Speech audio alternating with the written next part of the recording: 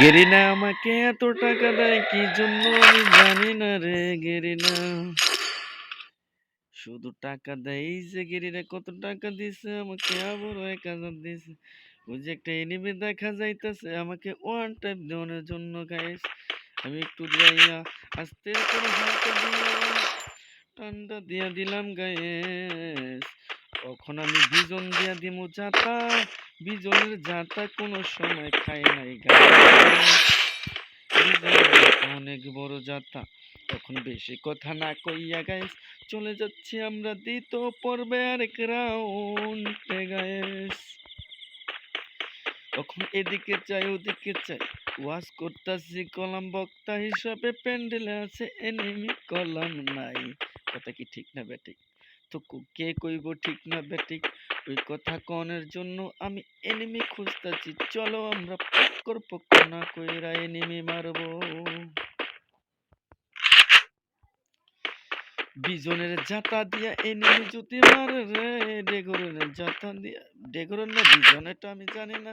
যদি মা বোনেরা যদি আমার আন্টি খালামণিরা যদি আপনারা মেসে পাইয়া থাকেন তাহলে আমার বেডা কইয়ের নাম কলাম বেডি। আপনারা জানেন নাকি?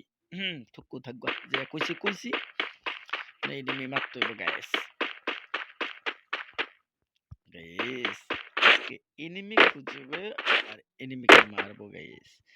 আজকে আমরা ঢিঙ্গা করে এনিমি মারবো। বইসা এনিমি মারবো।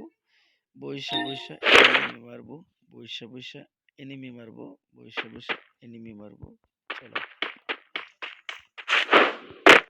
গাইস।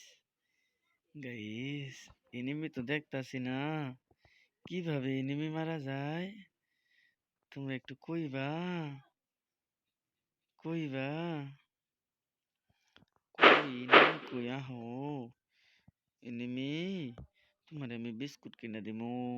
আসো কো আসো না চান্দু কোথায় তোমরা? কই এনিমি দেখি না গাইস।